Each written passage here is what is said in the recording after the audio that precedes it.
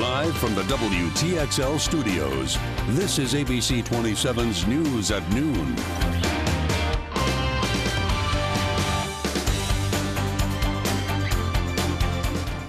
Just in this noon hour, an 18-year-old Alabama woman has been arrested in connection with the body found at the Oconto Lodge Motel on May 1st. Good afternoon, I'm Kelly Bartoli. Thanks for joining us here for the News at Noon. Greg Angel is on assignment. According to our media partners with the Tallahassee Democrat, Amber Ward now charged with first-degree murder, homicide, and armed robbery. Ward was found in Mobile, Alabama, after police traced her down to the address that was given to the motel's front desk at the check-in. Isaac Grace, you may remember, was found dead inside that hotel room earlier this month. We'll have continuing coverage coming up tonight on the news at 5. One day after a murder in Hamilton County, and a suspect is in custody already. We'll get to that story in a minute. First, though, a Tallahassee fire lieutenant being charged with 17 counts of fraud. This after he handed out grades to students who never attended a State Bureau of Fire Standards and Training class. According to our media partners at the Tallahassee Democrat, Lieutenant Matthew Schlosselman is accused of not holding bureau classes as required. Instead, he sent out course materials to students online, gave them answers to tests, and even in some cases never required the students to do anything. Schlossman supposedly told the bureau that all of his 42 students attended a 40-hour course at a classroom off Bradford Road, but the owner of the location said no classes were ever held there. According to court documents, all but 2 students said Schlossman did not require them to take any type of test or return coursework to him. He has been charged for each of the 17 courses he was approved to teach. One day after a murder in Hamilton County, a suspect now already in custody, Daphrin Lamar Allen of Jasper is charged with second-degree murder. Investigators say he killed Frank Carl Jones III yesterday. Allen was arrested in Lowndes County. He's being held in the jail there now. He is scheduled to be arraigned later this afternoon. That's also where extradition to Florida could be considered. Police say the murder investigation is ongoing. More arrests are possible. Meanwhile, the arraignment for 3 suspects in a Clinch County murder scheduled for tomorrow morning there at the Clinch County Courthouse. Trevor Posley, Dexter Jamal, Freeney, and Stephen Monroe all expected in court. They're accused of killing Clayton Cross. The 22-year-old died in a shooting at the 912 Club in Homerville. All 3 suspects face charges of felony murder, aggravated assault, and possession of a firearm during the commission of a crime. One of the men found guilty of killing a Florida State University graduate student, Vincent Binder. We now know he will be executed. St. Johns County judge sentenced Quentin Truhill to death for the crime. Prosecutors say Truhill was among 3 men who escaped a prison in Louisiana. During their time on the run, they made a stop in Tallahassee. That's where they kidnapped Florida State student Vincent Binder. Prosecutors say the trio robbed and murdered Binder, then dumped his body in an open field near Jacksonville. The 2 other defendants in this case have yet to go to trial. After coming under fire for the way they've issued contracts for construction projects, the Leon County School Board is hosting a public meeting this evening to have what they call an open and transparent presentation on the construction process. Superintendent Jackie Pons and the school board have been facing scrutiny for the handling of construction projects. It dates back to 2010 when major projects were being divided up so each cost less than $2 million. That's the point that a competitive bidding process would have to be used. The board has been criticized for approving contracts presented by Pons without discussing it first. Now, law enforcement agencies are looking into this matter. The school board hosting their public meeting tonight at 6 o'clock. It's at the Howell Instructional Service Center at 3955 West Pensacola Street. Also later today, the trial over whether state legislators broke the law when drawing up new political maps. The Florida legislator drew up new maps for congressional seats in 2012. Some say those lines violated standards adopted by voters. The lawsuit claims several districts helped Republicans. The Fair Districts Amendment says districts cannot be drawn in a way to favor incumbents or members of any political party. Top legislative leaders are expected to testify in that trial. Also on this Monday, dozens of employees with the Bond Community Health Center could learn they no longer have a job.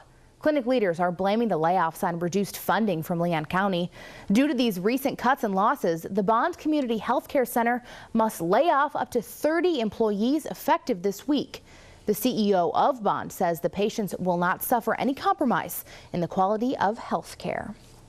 Governor Rick Scott making efforts to soften his image with a campaign ad featuring his 2-year-old grandson. The political committee set up to re-elect Governor Scott is spending $1 million on the advertisement, which will air statewide. The Let's Get to Work committee has already spent more than $12 million on TV ads. Well, a quick local traffic alert to tell you about this noon hour. Lanes along US 90 in Gadsden County will be closed because of construction. We're talking about the westbound outside lane of US 90 from Bethel AME Church to Hilltop Drive. It'll be closed from 8 a.m. until 4 p.m. each day this week, all through Saturday. Well, taking a look at news across Florida today, the search for a missing Temple girl has come to an end. The body of 9-year-old Felicia Williams was found over the weekend in Temple, Terrace. She was last seen on Friday with a family friend. 2 fishermen discovered her body floating alongside the rocks off of an access road there. No foul play, though, is being suspected at this time. Crews, meanwhile, continuing to look for a missing swimmer who may have been caught in rip currents. It happened yesterday, and Beach Patrol says the swimmer might have made it back to shore without lifeguards. Patrol started their search again today, but they will not search too long if no one is reported missing. We'll get a load of this video. A diver captured it during a dive off the Atlantic coast. It's just a 12-foot-long great white shark getting pretty close. Now, it all happened at about 90 feet of water. You can see the shark getting closer there. The man was able to jab the shark a couple of times with a spear gun, and then the shark finally swam away. Well, talking about news across Georgia this noon hour, investigators are working to figure out who may be behind a series of arsons in Valdosta. 3 different fires, all on the same street. The first happened early Sunday morning. According to police, it was in the 600 block of East Adair Street at the home of a 71-year-old man. The second on the same block just a few houses down, and the third just a block away.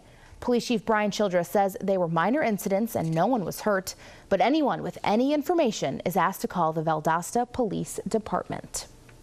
Also in Valdosta, 2 friends about to take a motorcycle trip across the country, all to raise awareness. Pastor David Rogers of Cross Point Church and Bill Hurley will also have a film crew following behind them, documenting their journey. They'll travel more than 10,000 miles, but that's not all. In some cities, they'll actually go undercover with an organization that rescues victims of human trafficking. The goal is to raise awareness about poverty and suffering among children in America. We want to go into darkness and carry the cameras with us. And so I think the film will be more about raising awareness, but certainly we're going to make ourselves available to minister to people as we go. The journey is part of a grassroots effort called the Unseen Project. Rogers and Hurley set out tomorrow. Well, still plenty to come here as the news at noon continues on this Monday. Michael Jackson making his return to the stage, leaving many wondering how it was all done. We've got more on his Billboard performance when we come back. Plus, a terrifying scene in California as thousands of dead fish wash ashore. We'll tell you what officials believe could be the cause.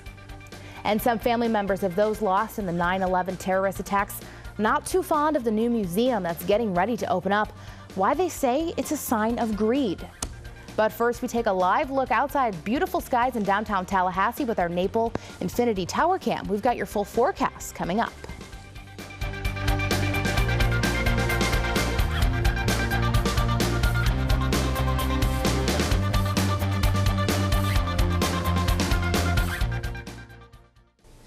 Officials continue to learn more about the latest case of MERS, this one reported in Illinois. The CDC says an Illinois man caught the sometimes deadly virus after a business meeting with the Indiana man who had contracted it earlier. Now, the Indiana victim was diagnosed with the flu-like illness after returning from a trip to Saudi Arabia. The agency says the Illinois resident did not require medical care and he is no longer sick, but as part of their investigation, health officials have been monitoring his condition since May 3rd. The World Health Organization has confirmed nearly 600 cases of MERS, including 171 deaths. Middle East respiratory syndrome was first diagnosed in the Arabian Peninsula in 2012. It has since spread to 18 other countries. Well, a big weekend for California Chrome. The horse now one race away from becoming the first winner of the Triple Crown in 36 years. This is after his win in the Preakness. The horse has been hot since it started using a nasal strip to help breathe better. But he may not be able to use that strip in the Belmont Stakes, which means he may not even run. The Belmont Stakes is scheduled for next month. Some families now outraged by some of the prices of items at the new 9/11 museum. Pricey coffee mugs, t-shirts, keychains, even stuffed animals, plus the $24 entrance fee, all creating an intense debate. The museum also houses some 8,000 unidentified human remains from the 9/11 terrorist attacks. Family members say it's all greed and commercialism.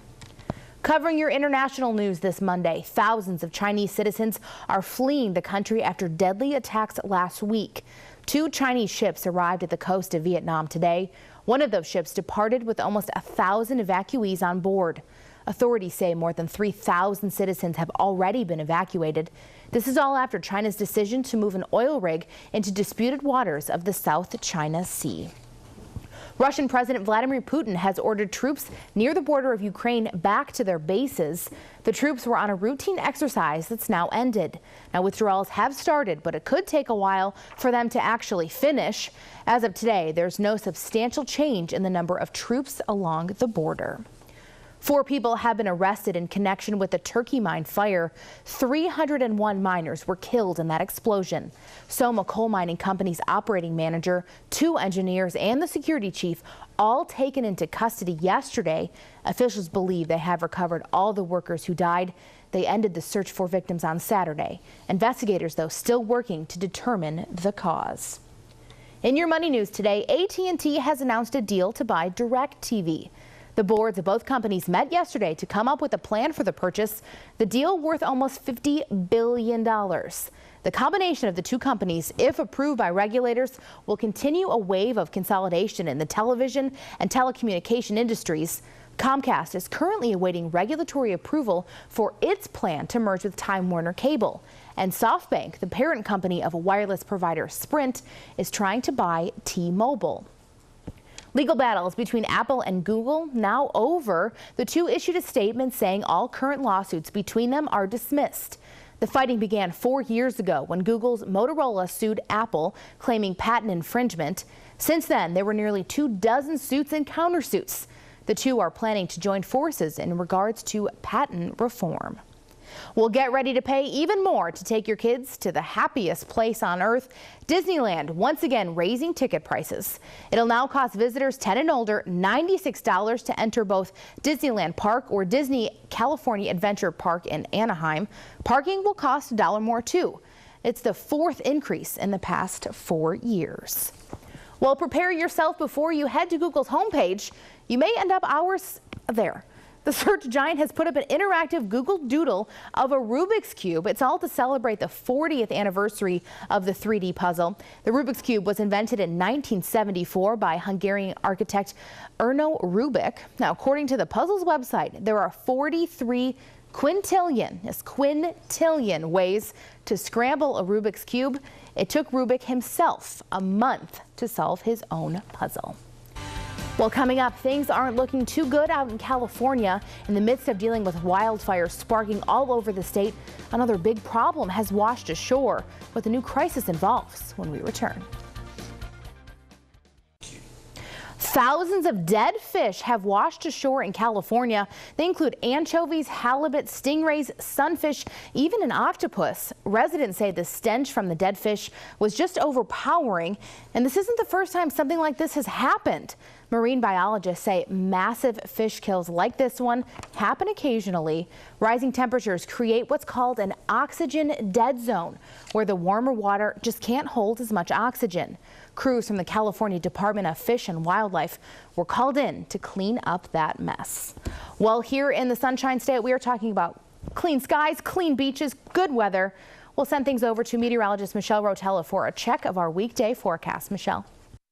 Temperatures actually going up to the upper 70s now by the noon hour. Not much for rain just yet. It is to come as we head throughout the afternoon hours, but everyone feeling 79 degrees for the most part. Mariana, you're hanging around 81 degrees there, so a little bit warmer for you. Apalachicola sitting there around 73 as we work our way throughout the afternoon hours. That's when we get the sea breeze activity, a few passing showers, maybe even a passing thunderstorm with some locally heavier rainfall, but it should move through pretty quickly. And then by 5 o'clock, we're starting to die down temperature-wise in a few spots where they should see some of those rain showers passing through. Looking like you'll be around 79 degrees there for Valdosta, 78 for Tallahassee, and back down to 74 degrees for Apalachicola. So set up over the next few days. High pressure there in the Midwest starting to slide down towards the mid-Atlantic and then off towards the Atlantic. As it does, we get that clockwise rotation, those winds coming in from the east. They provide a little bit of those pop-up showers, and around the evening hours, things will start to wrap up just a tad. We'll start off tomorrow, Tuesday morning, on a mild side and a dry note as well. Heading towards the afternoon, though, we'll start to see some pop-up showers once again. Then high pressure starts to shift off east and off to the Atlantic. We get back into a southerly flow, which means a little bit of more humidity in the air as we head throughout the next 4 days after that. So all the way from Wednesday, talking about till Saturday, we'll see high temperatures in the lower 90s. Sunny conditions, they come back in full force, so prepare for the heat and humidity to return. Now, breaking things down for today, forecast and focus showing you heading throughout the afternoon hours. Here comes those light and scattered isolated showers popping through the region there. And also as you head towards Madison County, if you are doing any traveling later towards the evening, you could come across a thunderstorm or two with some heavier showers embedded in it. Everything really wrapping up after 9 o'clock. You'll notice things really start to diminish and die down. The clouds even start to go away. Winds will be coming out of the east there, though, as you head throughout the morning hours. And we start off once again Tuesday, like I mentioned, on a dry note. Taking it in towards later this afternoon, 87 degrees, the isolated shower thunderstorm passing through, and that's still even the case as we head throughout the evening hours. But temperature-wise, we'll be right on average, around 63 degrees, partly cloudy skies, and then transitioning to mostly clear by tomorrow morning and hanging around with those mild temperatures. Winds will also be dying down, coming out of the east around 3 miles per hour. For today, though, around the Big Bend coast, partly sunny. A few isolated thunderstorms expected. Winds coming out of the east around 5 to 10 knots. Seas about 2 to 3 feet there. Smooth waters, and then a light chop in the afternoon hours and also into the evening hours. UV index a 9 for today. Very high. Wear the sunscreen when you're out there. Rip current risk on the low side, and 83 degrees around the coastal areas. Water temperature around 75. So a little bit cooler there. Extended 7-day forecast showing you the rain showers for today and tomorrow. They're hanging around 20%. Then we're dry after that for the next 4 days, and the next rain chance after that actually comes on Sunday. So grab the umbrella for this Monday and also for tomorrow. All right, thanks, Michelle. Meanwhile, some sad news in Hollywood this noon. Variety is reporting that cinematographer Gordon Willis has died. Willis, most known for shooting The Godfather and Annie Hall. He was nicknamed the Prince of Darkness because of his use of shadows. Willis was given an honorary Academy Award in 2009. He was 82 years old. Singer Jerry Vale has also died. He was found yesterday at his home in Palm Desert, California. Vale was most popular back in the 50s and 60s with some chart toppers. He was 83 years old. We'll be right back after a quick break.